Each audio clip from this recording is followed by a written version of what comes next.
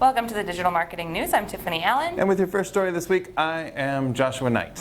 Hey, speaking of stories, Yeah. I have a story about stories. Tell me. So once upon a time, there were social media networks where you put your information and your updates and they went into a feed and then they were archived forever. Huh. And then one day, a beautiful princess, or actually everybody who used the social networks, thought, wouldn't it be better if we could just share what we were doing and then it would vanish in a magic puff of smoke? Perhaps. Yeah. So thus were Instagram stories born, and they were so popular that everybody, including Facebook, who owns Instagram, decided that they needed to have stories as well. Yes. So our current situation is Facebook is really trying to get people to do stuff with stories. They just announced that they are adding a carousel feature to Sweet. stories, which always excites me until I realize that they don't mean a literal carousel that I can write on and be happy for once in my short life. What they actually mean is a way to have multiple images in a slideshow that people can kind of swipe through. Right. Now you can do this in stories already if you're willing to do it one at a time, like our ancestors did with crudely shaped tools. But now this is an automated way to do it. So what is important for marketers about this, I think, is last year Mark Zuckerberg himself said that he believes stories are going to overtake posts in the feed as the primary way that people share stuff on Facebook. So if you're a marketer, you know that people are starting to really prize stories, you know that you have an audience on Facebook. I think it's time to look into this stuff and see how these formats will work for you. As a person, I am never ever going to use them. That's fair. I've seen it happen. Rather not. You've heard about it in stories, but not my story. I have more stories related items. Okay, give me a story.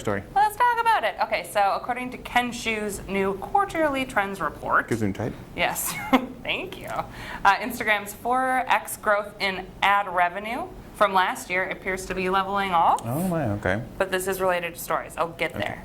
So there's roughly the same rate of growth this year for Instagram as Facebook in terms of ad spend, but spend on Insta stories ads doubled year over year from 9% to 18% in Q2. Yeah, story ads grew by 186% in spending compared to the same quarter last year. Right.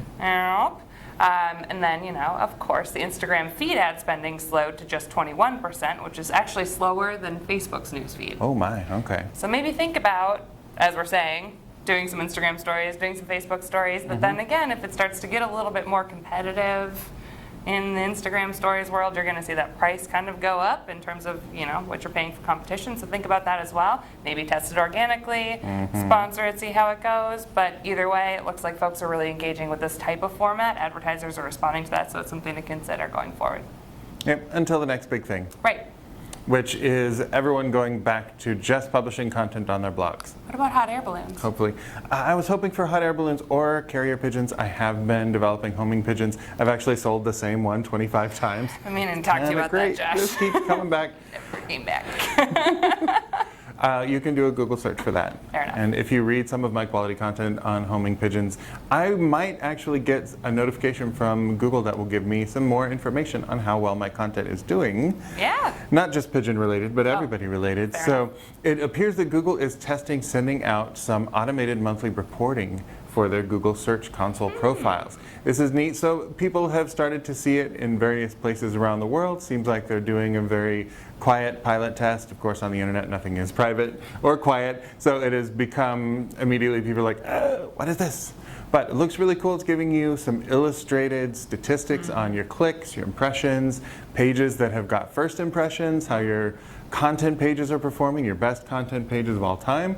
So this looks like a great little test pilot program. Hopefully that people will find it useful enough that it will be part of their regular service that you can opt into.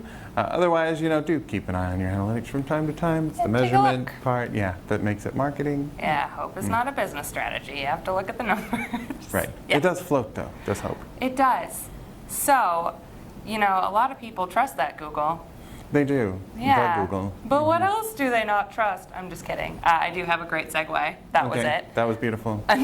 Here's the story. A new study on native ads from Outbrain shows that while 28% of consumers said that they have clicked on a native ad, only 22% of those folks say they trust the content they find when they get there. Woof. So like an eighth of the people who might see your native ad are going to trust the content they see there. That's extra woof, especially because it's coming from Outbrain, a native ad platform. It doesn't look so good. But for reference, it is better than Facebook's trust level at 17%. Okay. So we've got that going for them. But it's not caused by a fundamental misunderstanding of the content or anything like that. It really is a trust issue. Over half of the folks surveyed said that they understand the content they're being served from native ads. They just frankly don't trust it. So distrust of content, especially sponsored content, of course, is on the rise. But what can you do as a marketer to overcome that? Maybe use some backup statistics, data, information, things that can be easily fact-checked, link to relevant sources, and of course avoid gimmicks and tricks because long-term that's not going to pay off. So think about being a good friend to your customers and showing them information they can rely on. Exactly. I keep saying that instead of thinking about how to attract attention, think how you will earn it and reward it. So if somebody is like, oh, I was looking for instructions on how to make a quiche, and look, it's a recipe for a quiche without 800 words of backstory and like Frontier Diary, for example, that would help build your brand's trust. So yeah, Agreed. can happen. Totally. Do you suppose that trust is one thing that B2B buyers want? I would suppose that. That they really, really want? Is that the zig-a-zig-ah of B2B purchasing? Okay. Well, we do have some more stats on what B2B buyers want, what they really, really want. Some of them want to be sedated. Some of them, well, no.